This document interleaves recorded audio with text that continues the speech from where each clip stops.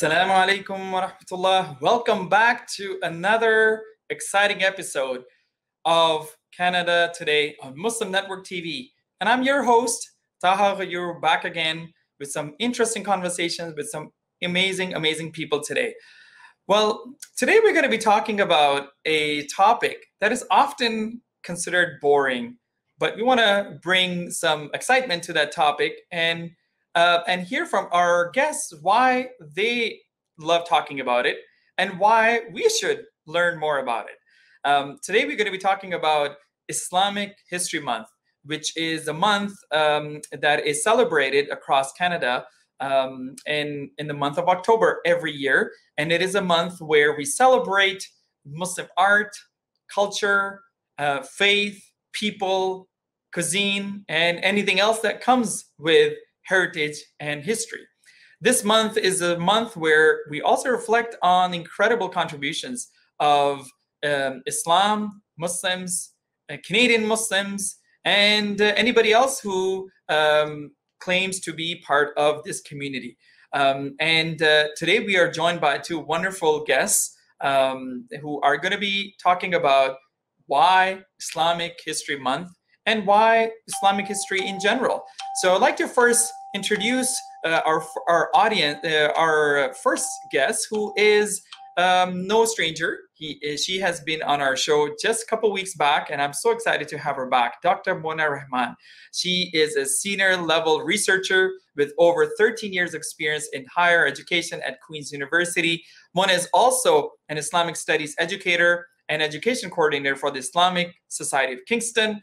She is a co-chair of the Give 30 campaign, which is a non-for-profit charity focused on supporting local food banks across Canada.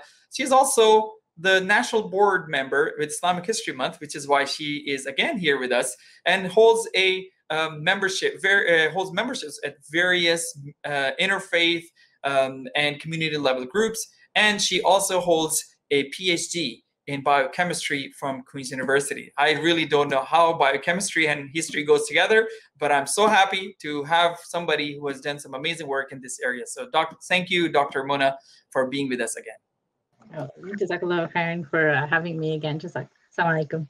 Walaikum salam. Thank you. Next, I would like to welcome a young, emerging professional historian, Hassam Munir. Hassam calls himself a professor of Islamic history because his goal is to make Islamic history fun, I guess, or accessible to the general public. Born in Pakistan, he has lived in Toronto, Canada for the past 20 years. He has a bachelor's of arts in history and communications, and is now pursuing a master's in Mediterranean and Middle Eastern history from the University of Toronto. Hassam is also a public relations manager at the Yaqeen Institute of Islamic Research. And in October 2017, he was recognized by Heritage Toronto as an emerging historian in the city. He has a broad range of experience in the fields of journalism and public history. So welcome for the first time, Hassam, to Canada Today. Assalamu alaikum, and thank you, Taha, for that introduction. You're welcome. Thank you. So a lot of people think history is boring. And I wanted to ask you, Mr. Professor of History, first, are you a boring person? Because a lot of people think that historians are boring people. I mean, that's just completely offensive. I am, in my own opinion, and I think I could get quite a few testimonials for this. In a gathering, I'm usually the clown, right? And I love to joke around. I love to have fun. And history itself is a very fun subject to not only study, but to share with others, to speak about, and even to think about. And I know how lame that sounds, but it's, part of the challenge is that the way it's taught, it's almost discouraging, right? To actually explore history in a fun sort of way, which is why I'm more into public history and trying to change that outside of the classroom and outside of academia to just try to find ways to make history fun. And there's ways to do it. Awesome. And definitely, I know in person you are quite an interesting person for sure, and I can definitely see your insights into history makes you even more interesting, and so you definitely dispel all those myths about historians being, boring dead people. So thank you very much for sharing that.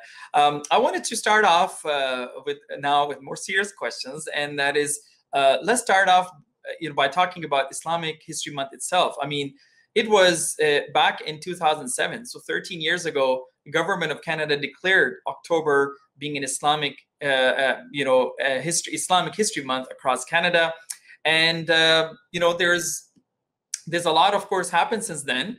But help us understand, help those people who have no idea, whether Canadian Muslims or general public. Mona, why don't you get us started by talking about what is Islamic History Month? And what is the point of it? Alhamdulillah Rabbil Alameen wa salatu wa salam ala Sayyidina Muhammad wa ala alihi wa sahbihi ajma'in amma ba'd. So speaking of history, I think I need to acknowledge that I am actually situated on the traditional lands of the Anishinaabe and Haudenosaunee people. And to acknowledge this traditional territory is to recognize its longer history, which predates the establishment of the earliest European colonies, and acknowledge its significance for the indigenous peoples who have lived and continue to live upon it, including its Anishinaabe and Haudenosaunee roots. But we also have a significant Métis community and peoples from other nations across Turtle Island. And of course, we're grateful to be able to live and learn, play and pray on these lands, and to grow and interact with those of diverse backgrounds. And especially as a Muslim, I would like to acknowledge that we have a responsibility given to us by Al-Khaliq to protect the lands and respect all who live on them. So with that, and acknowledging of the history of these lands, I'd like to go into why Islamic History Month.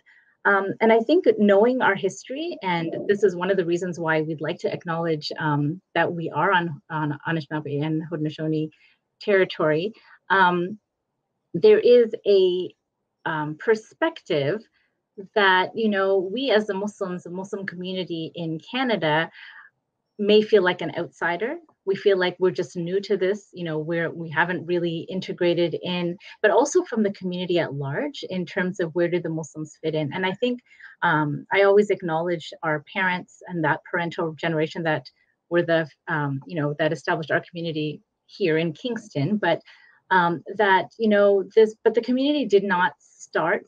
We're not new in that we didn't start in the 60s and 70s when, say my parents came. And there is still that perspective that we're new, we don't belong. I have students that still, born and raised in Kingston, just like I was born and raised here, that refer to non-Muslims as, my Canadian friends, without acknowledging that they themselves are Canadian. And we need to acknowledge and learn that Muslims have been here and have contributed to the community in Canada for hundreds of years. I mean, we have that, we always quote the census quote that, the first Canadian born on these lands was James Love. The Love family immigrated from Scotland. They're the first documented Muslim family here. And that was in the 1890s. So it was, and then we had the people that were coming over, like the Syrians and the Lebanese, and Brother Hassam can speak about this, that came in the late 1800s. But I mean, we now know from, if anybody has read Sheikh Abdul Hakim Quick's book on Deeper Roots, Muslims have been in these lands for hundreds of years. I'm thinking like 400 years when they're coming with the slave trade. Muslims were here before Columbus, is what the catchphrase is, right? And by not acknowledging that history, and in a way, it's to take ownership and to say, you know what? No, I belong here. I'm not new to this country. My people have been here for hundreds of years. We've contributed to the society. We're as Canadian as anybody else. And we as Muslim Canadians need to acknowledge that as well and say, you know what? This is where Allah has decreed that we will be. This is where we are meant to be, and you have a responsibility to the lands that you are in to contribute to the society in which you are in. We're not here by accident, and we have been here for a long time. And so there is nothing that would say that you are not part of this community. And that's why, in knowing where we come from, knowing where the Muslim community has come from, or how long they've been here, what they've done. I mean, as a Bangladeshi Muslim, I know, that Sears Tower, which is called something else right now, was designed by F.R. Khan, who is a Bangladeshi Muslim. Every Bangladeshi Muslim child should, I know I did, know that. And all the different contributions we have made in Canada, not just like around the world, but in Canada specifically. That's so true. So what's your perspective, Hassam, on this? I mean, you as a historian now, of course, you talk about this all the time. You talk about the first Muslims, the pioneers. You talk about people who build the first institutions all the time. From your perspective, why is it so critical for us to have a history month like this? So I think just building on what Sister Mona said, there is a general answer to this, which is related to history. Why is history itself important? And then there's a particular answer for Islamic History Month in Canada.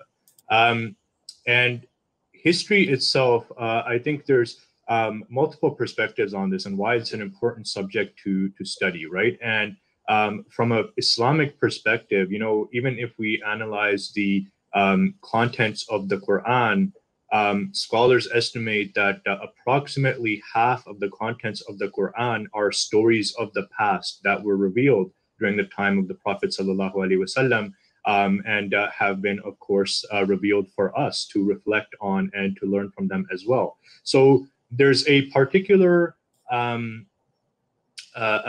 sort of reasoning behind that, and of course, Allah knows best, and Allah knows the wisdom behind the revelation in ways that we, of course, can't have full access to.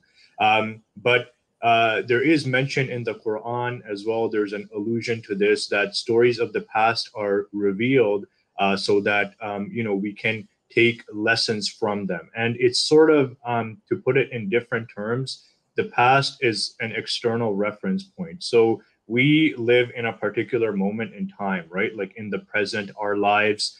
And when we see the world around us and we see particular systems in place and we see particular successes that are happening, and we see particular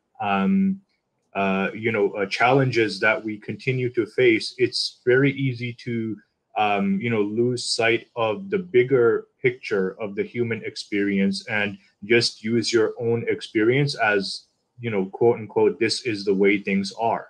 And so, what happens then is, it leads to a sort of stagnation when we don't stretch out the timeline. It's like, okay, human beings throughout history have explored many different ways to behave as individuals, many different ways to dress and eat, and to meet each other and to communicate with each other and to organize society, and to, explore the world and wonder over the universe and all of these things, right? So maybe in our particular time, there is something that is not working, and we have to take a step back and start looking at other external reference points beyond our own present moment to see what are lessons we can learn from peoples in other times and other places, because the human experience doesn't actually change very much, or in a sense, human nature doesn't actually change very much from time to time.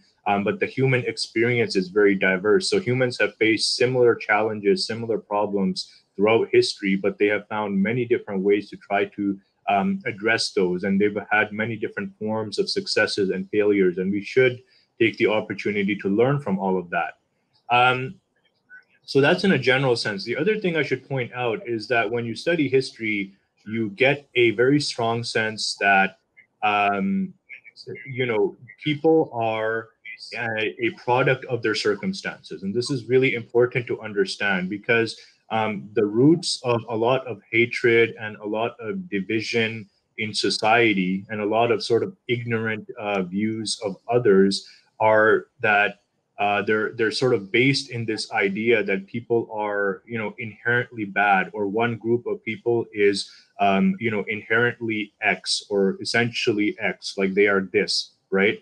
But people are really a product of their circumstances. And so when we look at people throughout history, that's what we learn, that whatever they were trying to do, assuming that for the vast majority of people who have ever lived, all they wanted was to live a happy life, the best life possible. And they tried to do that in many, many, many different ways. And some of them were successful, some of them were not successful. And so when we start to develop that perspective that people are a product of their circumstances, that's when we stop essentializing people. And that's when we realize that if we want to see people do something differently, if we think like we ourselves and others can do something better, what we have to change first are the circumstances rather than pointing fingers at people, right? And this becomes a very baseline way to start changing our perspective away from hatred, from any form of ignorance and hatred, like racism, for example. So these are, you know, a few things to keep in mind. And I guess we can come back to the question of why Islamic History Month in particular. Okay, well, that's great. Thank you very much for that sort of overview there.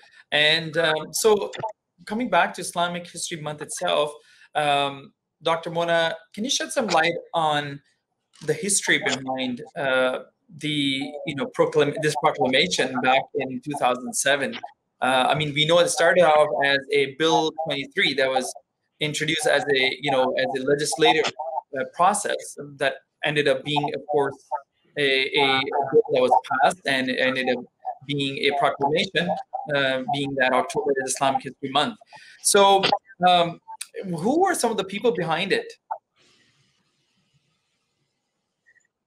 So I'm going to go from my memory because I wasn't really involved at that time, but it is my understanding, and I'm sure somebody in the comments can correct me if I'm wrong, that this was actually an initiative that started with the Canadian Islamic Congress back in 2007. And at that time, it was Professor Mohammed Al-Masri from Waterloo and Sister Wahida Valiente that were chair and vice chair of CIC at the time. And the push came from that organization.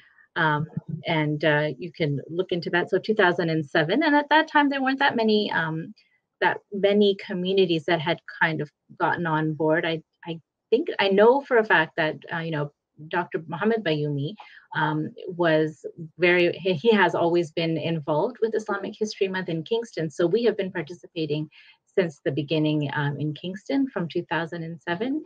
And I think, it is kind of like you referred to the Give 30 thing, in that, it is a local communities work with their municipal governments to get the city to come. That's how we do it, to proclaim Islamic History Month. So you need to have that relationship. But then on the national level, and the provincial level, there are people that have been lobbying the different levels of government to do so. And it has become, there's a lot of supporters for it. So, alhamdulillah, it has been going on for this is the 14th Islamic History Month across Canada. And, we're proud to say that, in Kingston, this is the 14th Islamic History Month. I cannot speak too much of the history because I'm not familiar with it. But I know it did start with CIC. And then I think around 2014, CIC has now sort of disbanded around that time. And that's when Islamic History Month became more of an independent entity. And Sister Shahina Siddiqui has been chair of the national board, I think, since then. Dr. Bayoumi also has been very much involved. I know other members like Zeba Hashmi, who's now in London. She, I believe, has been involved from that time as well. I don't know all the details, unfortunately. I'm sorry. Well, no, thank you for sharing that. And I think this, I mean, whoever the incredible people were behind it, I know Dr. Al-Masri, Muhammad Al-Masri was one, of course, Sister Wahida Valiante, may God bless them both, and others who were behind it. I mean, definitely they were very visionary people.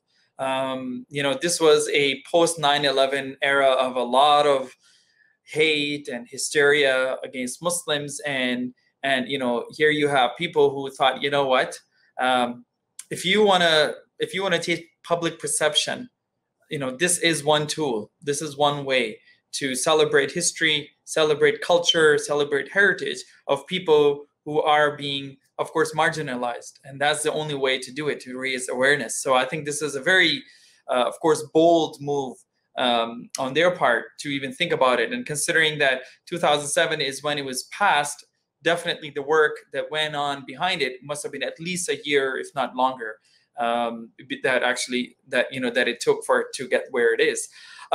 So, I mean, a couple of questions I wanted to ask you. One being, what kinds of activities? I mean, you are, Dr. Mona, part of Islamic History Month Canada as an organization now that runs or at least initiates and gives guidance on how Islamic History Month activities should be. So how does this work? I mean, do you give out a bunch of activities for the communities to adopt and take on, or do you suggest that, you know, various communities across Canada focus on a theme and sort of run with it and do their own thing in their local communities? And you did allude to it a bit. So wanted to hear how that works, and what thought process typically goes behind selecting a theme behind Islamic History Month every year. So typically, I mean, we are a vast land and our communities are quite diverse. So typically what the national board, and I should make a disclaimer that I just joined the board this year. I've been involved on the local level before this, but Dr. Bayumi has been on the national board since the beginning. So my understanding is that from the national board perspective, what they do is we decide upon the theme for the year, and that happens, you know, very, very early on in the year.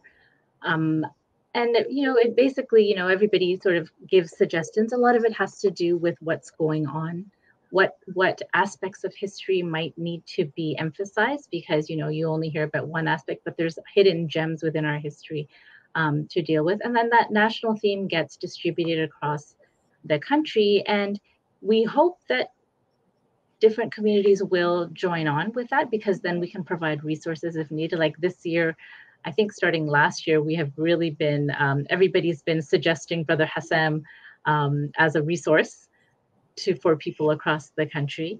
And local communities basically do their own activities, because every community is different based on their own resources and what they have in their own communities. So for us in Kingston, we tend to always have a library display. We will have, like last year, it was on Islamic and art. And so we had, you know, the university, we have, we're lucky because we have such a close connection with the university, and Dr. Adnan Hussein is actually the director of Muslim Society's Global Perspectives here at Queen's. And so we can do a lot of collaborative work between the Islamic Society of Kingston and the Muslim Society's Global Perspectives to invite speakers to the campus. And, you know, in Kingston, we always try to do things with the university community because it's such an integral part of our community. So we'll have lectures on campus, sometimes through MSGP. We'll have lectures at the masjid. We'll have an open house. Last year, we had one of the directors of the Aga Khan Museum so the Agnes Etherington Art Gallery was also a co-sponsor of that event because of the theme. And, you know, it's a lot of community reach. We actually had an art display from there's a local Syrian artist, and we had his work in one of the cafes downtown as well. So it really depends on the theme. But I think our staples have become the lectures on campus, lecture at the masjid, the library displays, as well as an open house. And then we try to do something for the youth.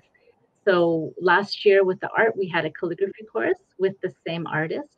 We've had speaking competitions, so it's called I Speak. Essay contest. I think that there was actually a national essay contest a few years back, which trying to have a more national event. This year has been quite a challenge because of COVID. And so the majority of events have been going online. But it's a disadvantage in one way because we can't gather people, we can't have our open houses.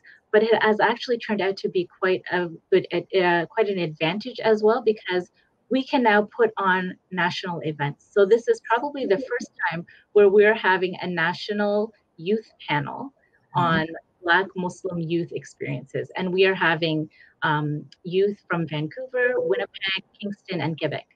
So we're going to draw on the experiences of Black Muslim youth of a variety of backgrounds, but also from across Canada, because, you know, each of the experiences will be different depending on where you live. The experience in Quebec is going to be different than that in Ontario, very different from that of Winnipeg. So I'm actually looking forward to that, to see how that would. So that is one advantage of having to go online, is that we can do these national events. That's great. Thank you. Yes, COVID-19 has changed the world, and it means we have to change the way we're doing things. And there are some positive things that are coming out of it. So that's great. And I think Brother Hassam is going to be like all across Canada doing events. I think I missed one with Imam Yaqeen, but I've seen his name from different communities. And alhamdulillah, we can now showcase those on the National Islamic Heritage Month page. That's the best part. So anybody from anywhere, Canada or beyond, can attend any of these lectures. Yeah. Excellent. So a couple of things, Brother Hassam, I wanted to ask you, being a historian, couple of objections, let's put it this way, people bring up about history and Islamic history, right? So just like any history, there are going to be positives, there are going to be negatives. There's a beautiful side to Islamic history, and there is, sadly, of course, an ugly side, just like any history you study. The question a lot of people ask is, well, why glorify just the positive and the cool things that you know about Islamic history, but why not also highlight the ugly side? And not just Islamic history, it goes for, of course, any history again. So what do you say to that? Because I've heard this couple of people say this. I think it's a completely valid point. So, history, like I mentioned earlier, is the range of human experience, right? And like I mentioned, there's been challenges to overcome, and people have done that successfully and morally, or they have done that unsuccessfully and immorally many times, and Muslims are no exception to that. And I think when it comes to our history, we have to acknowledge our own humanity. We are human beings, and we are going to make mistakes, and we are going to make serious mistakes.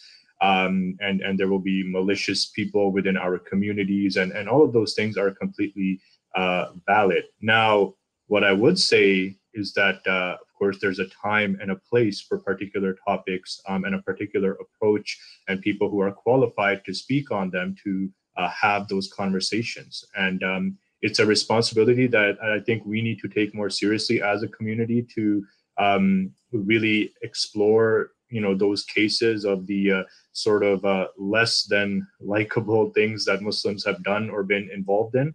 And after that, we have academics within our communities who should be having those conversations. And after that, we should design sort of programs or ways to sort of explain that to the public. And it's just because of oftentimes when there's particularly some kind of evil involved, there are sensitivities that need to be kept in mind of how people will perceive things, how the audience will understand what's being explained.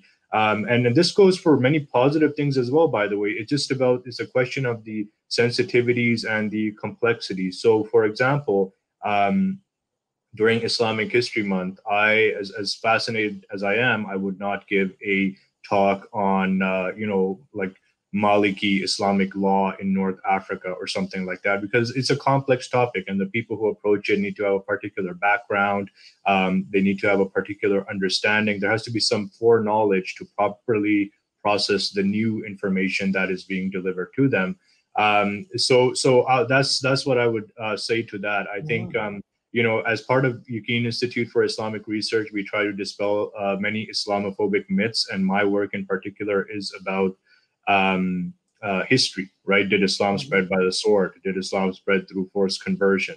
Right? Were all kinds of religious buildings destroyed by Muslim conquerors? And oftentimes, we have to say and be honest with ourselves and with our audience and say, yes, it did happen, and Muslims were involved in some of these very deplorable activities. Of course, not sanctioned or encouraged in any way by Islam. And again, that becomes a complicated conversation as well. But I think it's important to keep in mind that we ourselves internally, when we face that kind of question or when we face that kind of criticism, particularly from externally, we need to take it very seriously, and we need to take a sort of honest look at our history, have those conversations among ourselves, and then come through with an honest answer for the general public to sort of benefit from that as well. What about this objection that people say, well, history is just subjective and there's no way to prove history, unlike science, for instance, or math? It's like concrete numbers and chemicals you're playing with here. I mean, this is all abstract and it's all subjective, and it all depends on who is there, who is recording, who is watching, and then after that, who is interpreting today. What are your thoughts on that, Hassam? I mean, there's no way around that, right? History as a discipline. I often joke with people that really I don't even really know if anything in history happened before I was about 5 years old, because that's my earliest memory. I don't know if the world existed before then, right? Mm-hmm. So, but of course, we have to work with the evidence that is available, right? There's archaeological evidence, there's literary evidence, there are evidences, and evaluating what evidence counts or what evidence is actual evidence. I mean, these are very complicated questions that historians themselves kind of struggle with. But one important thing to keep in mind that I'll say here, I don't want to go into this conversation because it is a very complicated conversation, and really, not to be dismissive of the question. I think it's an important question for anyone to bring up, but I do think that, again, it requires a certain level of, information beforehand and a certain level of understanding to have that conversation with someone.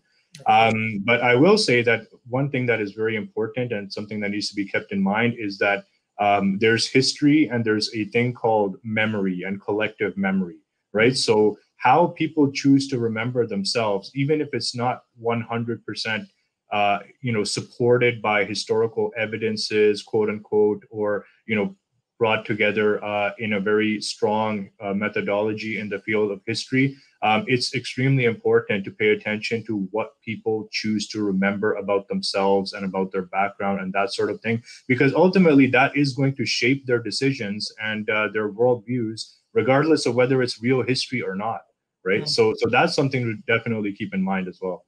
Excellent. Thank you very much for sharing that.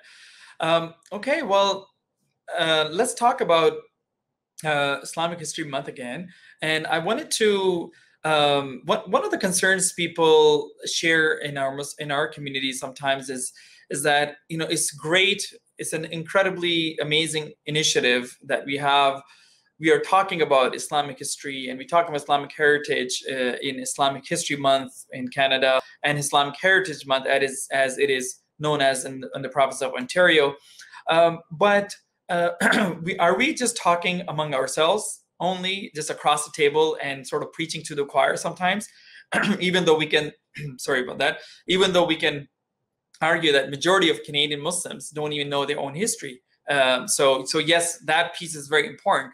But are we reaching the masses? Are we actually having an impact?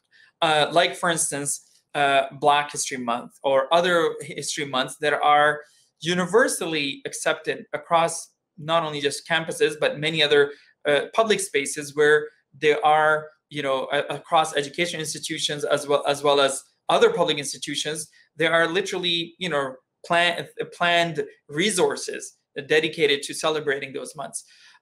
So I wanted to ask your perspective, starting with Dr. Mona. What would it take for Canadian Muslims to get to a point where Islamic History Month will become a part and parcel of all institutions' celebrations and recognition of this critical month? I think it is starting. So if you look at the Toronto District School Board, they it's called Islamic Heritage Month in Toronto. They have a resource book, from what I remember. I know they did it last year. Yes, right there. That is sent out to all the schools. And I know in our school board as well, when Islamic History Month comes, the events at least are distributed. The schools are notified, and you do get a lot of responses, people for people to come in and speak to them.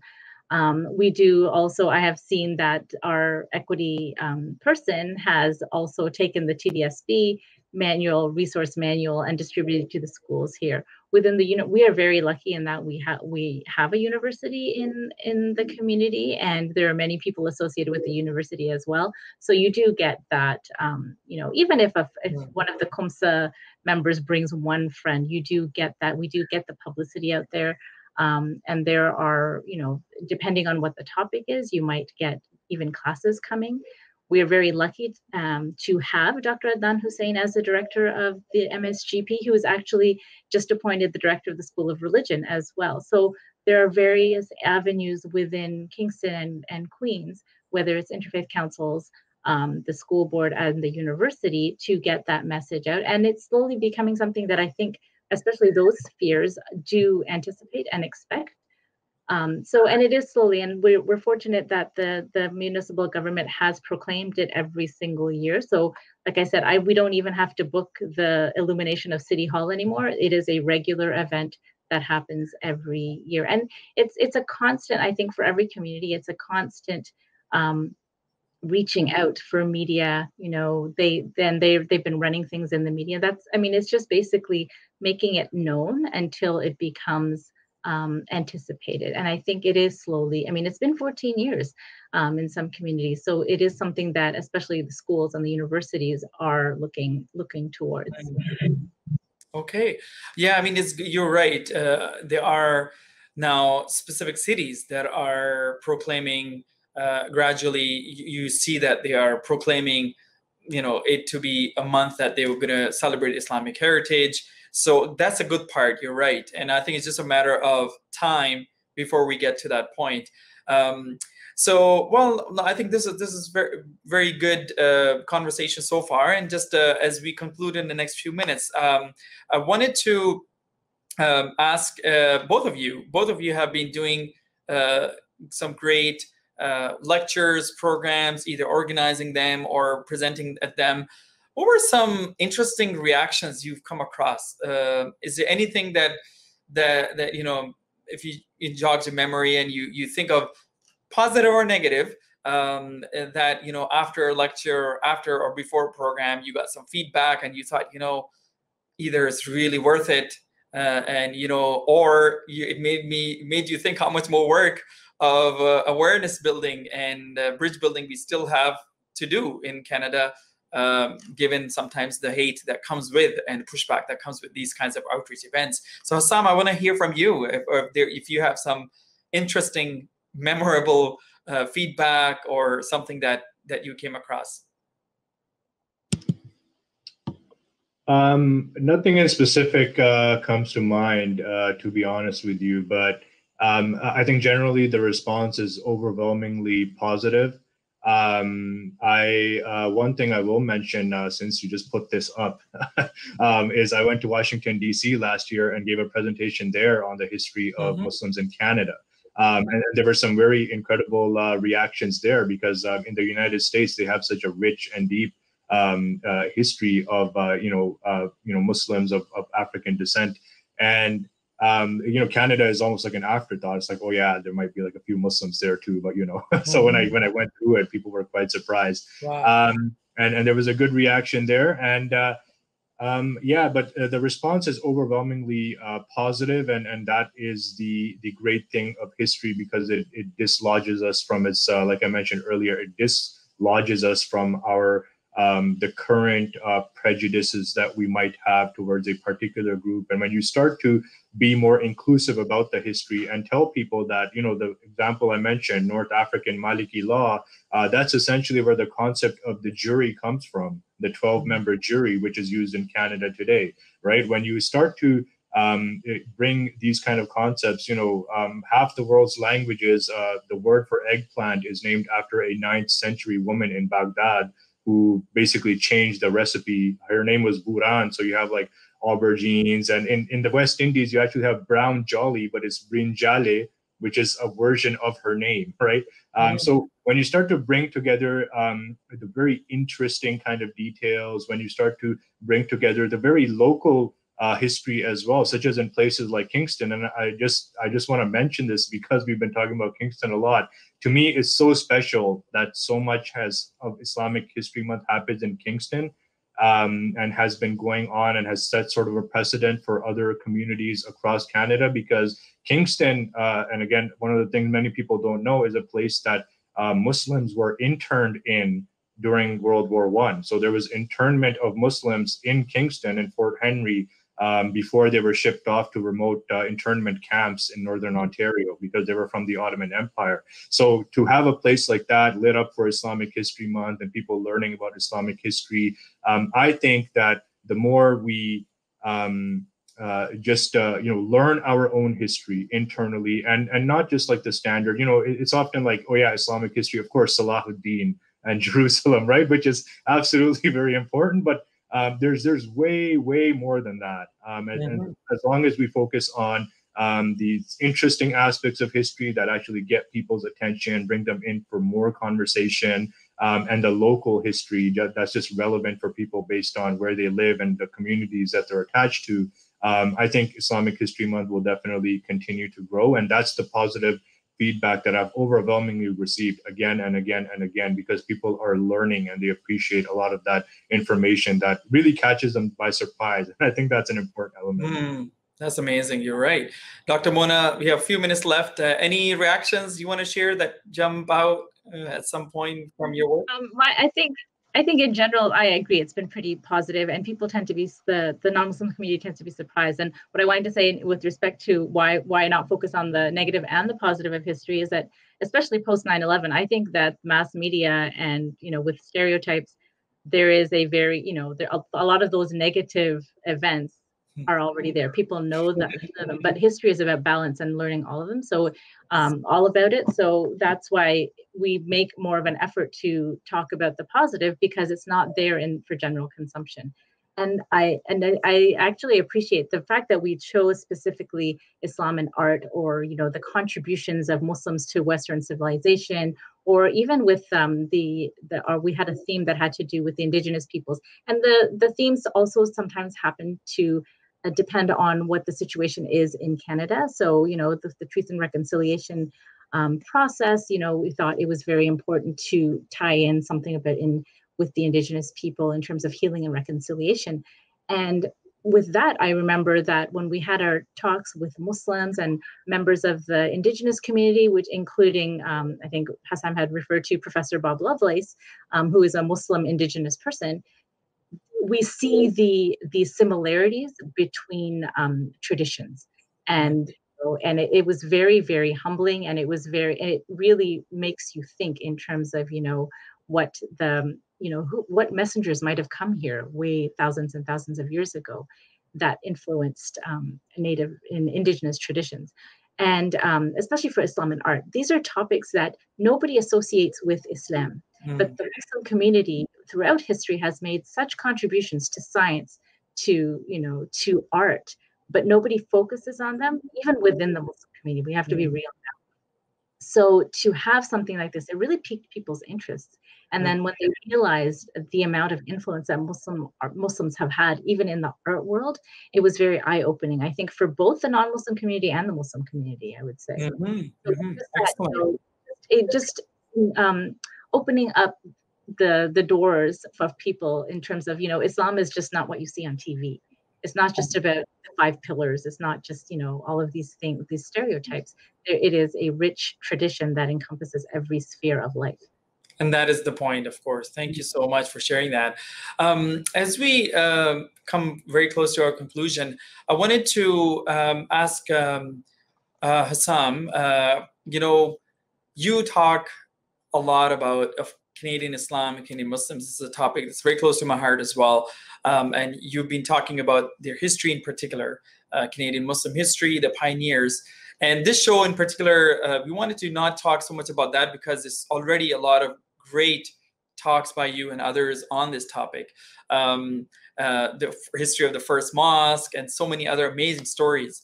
But I wanted you to share with us why Canadian Muslims should learn history of Canadian Islam and Canadian Muslims and Canadian Muslim presence. I mean, if there were top 3 reasons you were to give, what would those be?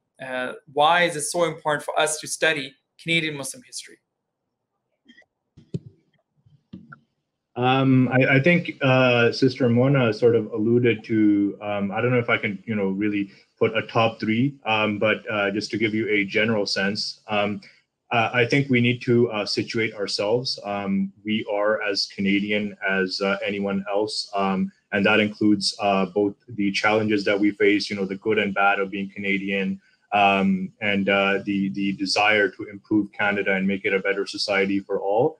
So that, I think, is one of the primary reasons that we need to situate ourselves and really think of this as our home. We didn't come here 50 years ago, 100 years ago, 150 years ago when the Love family arrived from Scotland. And before that, Muhammad Bakwakwa and Nicholas Said and, these Muslims of African origin and people of Muslim background, Richard Pierrepoint. The history goes back way into the 1700s, into the late 1700s, and perhaps more than that as well. So that's the first reason. And tying into that is the second reason is that we need to explore more of this history, that there's so much to be uncovered, and there's a lot for us to learn. So with that in mind as well, we need to start with what we already know and familiarize ourselves with that. And then I think we will have the inspiration to sort of find our even deeper roots, as alluding to the title of Sheikh Abdullah Hakim Quick's book, as Sister Mona mentioned. And then finally, I find this a very important counter, and not so much of a counter, but undermining the whole concept of Islamophobia, which we know, time and again, right up to, a few weeks ago, we find incidents that seem to be motivated by hate, in which Muslims are severely affected in Canada. And just sharing the contributions that Muslims have made to this land, sharing the ways that Muslims have built, this country and this nation alongside peoples of all other backgrounds, I think is important for us to develop our own strong sense of identity, and also to remind others that regardless of whether you think we are strangers or newcomers or whatever that is, it's certainly not the case. It's just not true. And this is our home. We are not going anywhere. And we are going to strive and be at the forefront, inshallah, of making Canada a better place for everyone who lives here. Inshallah, excellent. And is of course not the inshallah that we've been hearing on making headlines lately. So it's a real inshallah. I wanted to end with 2 questions, one for each, 1 minute each, because we have very short time left, very little time left here. Dr. Mona, what message would you give to our neighbors who are not of Muslim faith in Canada, in terms of, or the reasons why they should celebrate with Canadian Muslims Islamic Heritage Month, and why they should learn more about Islamic heritage in Canada? 1 minute. 1 minute. I think it's because, you know, it is part of our Canadian history. That is the thing. This is part of our Canadian history. And I'm going to do something that I did in the debate. And I really want to talk about why we chose this topic, if you don't mind, in terms of Black history, history of Black Muslims.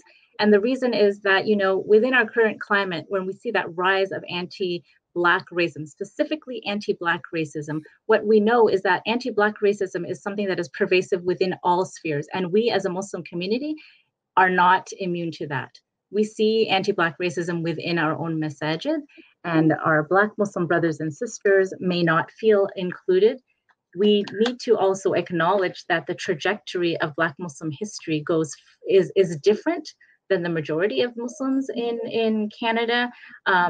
The majority did not immigrate here. They came hundreds of years ago, as Brother Hassam said. They were brought over as slaves. There were some that came over as explorers, but that trajectory of history is very long, and it's very rich. And there have been so many contributions towards North American culture based on the memory of the descendants of those slaves or those explorers that we alluded to in our recent panel. And one thing that I think it was Imam Yaqeen that pointed out, maybe Imam Abdul Rashid, in that Islam came to Africa before it spread in the Arabian Peninsula. The early Muslims were sent to Abyssinia. I took a course with an online course with Sheikh Mendez, where he pointed out that there are words in the Quran where Allah Arabicized Ethiopian words, like Firdos, Jannat al-Firdos. Firdos is an Arabicized Ethiopian word. So that connection, those connections that the Prophet ﷺ was making with the African people, these are long standing connections that were before even spreading towards the Arab world. And we need to move beyond tokenizing Black Muslims to, you know, Bilal or Ayman. There are so many characters in our own Islamic history in terms of Black Muslims, the early Sahabas, and we don't know them. We don't acknowledge the Blackness of our prophets. And that is something, especially for our Black Muslim youth, that is very important to know their heritage, to know the contributions, because it is part of their identity. And we have to be real in that, you know, the masajid, the MSAs, they are not necessarily inclusive to those who are not Arab or South Asian, basically the Arab and Deshi communities. And this is a way to show that, you know, they're not, being a Black Muslim doesn't mean that you originated from the Nation of Islam, that you are a convert. And that is what, unfortunately, the go-to is, somebody's reaction is. And it's wrong. And the Black Muslims community has been here longer than most of us. Yes. And that needs to be acknowledged. Excellent. Thank you very much for helping us end on this very, very important and critical note, and tying it back to, of course, the theme of this year's Islamic History Month in Canada. So thank you so much, Dr. Mona. And I want to just end with Hassam, a question more specifically. If people who are watching are pumped as I am about learning more about Islamic history, whether it's Black history, Black Muslim history, Islamic history, Canadian Muslim history, or any aspect of her history, what would be a couple of good resources you would point people to, Hassam, in the next 1 minute? So, you know, this is a very tough question to answer because there is just so much history, right? But I'm going to focus on the theme as well, that the Islamic History Month theme, and two books in particular that I would recommend. The first one is by Dr. Sylviane Diouf, and it's called Servants of Allah, African Muslims Enslaved in the Americas. There you go. Incredible book. And, you know, the second one I would recommend is by a Black Canadian female professor, a woman professor who is also Muslim at Dalhousie University, Dr. Afua Cooper. And I would recommend her book, The Hanging of Angelique, The Untold History of Slavery in Canada and the Burning of Old Montreal. That's what the book is called. Wow. So certainly I think we need to revisit that history. And then, you know, there's bits and pieces here and there. You can definitely check out my blog. I've done like a lot of, you know, written a lot of articles on some of these stories there. And then one thing I would recommend, of course, don't believe everything you see on the internet. Use your critical thinking and your sort of reading skills. But at the same time, you'd be surprised at what you can find if you search up, for example, you know, Black history in the Yukon. If you just Google things like this, Black history in Kensington Market in Toronto, be a little specific. You will be surprised at the incredible things that you will find. And if we regularly take some time, it's like, you know, I'm going to maybe spend some time every weekend, maybe like 15, 20 minutes, just searching something like this. It would be amazing how much we can learn in a few months or a year cumulatively. And we would be a lot more sensitized and a lot more informed in, you know, about these topics. So that's what I would recommend. Excellent. Thank you very much. And actually, before we conclude, Hassam, what website people can go to find your blog? What is the URL? And also, Dr. Mona, the Islamic History Month website, if you can share that. And we will be, of course, sharing that in the comments as well. So, Hassam. So my blog site is called iHistory, like iPhone. So I just, you know, ihistory.co, not .com. So keep that in mind, and hope you find it benefit. Excellent. Looking forward to seeing more of it. And how about Islamic History Month? So Islamic History Month, I'm just pulling it up here.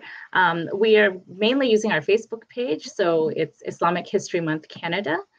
And all of the events across the nation we're trying to get, every local community might have its own Facebook page, but we are trying to pull those into the national Facebook page as well. Okay, awesome. Thank you, Brother Hassam Munir and Dr. Mona Rahman, for shedding light on some very interesting and critical topic of Islamic history, aspects of Islamic history and Muslim history in Canada and beyond. So thank you so much. Really, really appreciate your candid conversation today, and looking forward to more of this in the near future. Jazakallah khair. Thank you. Alaikum salam. Thank you. And folks, unfortunately, we ran out of time. There's so much we could have talked about, but definitely history, Muslim history, Black history, Black Muslim history, Canadian Muslim history. There's so much, and Canadian history in general. There's so much more to history. It takes you to a world beyond you. It opens your horizons, as we've heard from our guests today, in ways that we could never imagine. So let us make sure that we take a moment the next few weeks we have in the month of October and beyond to learn, enrich our own understanding of people around us and people beyond us. So thank you very much for tuning in today on this very important and critical show on Canada Today. I would like to thank Dawanet and TorontoMuslim.com for their marketing partnership, and of course to you, wonderful audience, and to our wonderful producers Aisha and Saleha today. Once again, this is Taha Ghayur on Canada Today, which is aired on Muslim Network TV. Assalamu alaikum wa rahmatullahi wa barakatuh.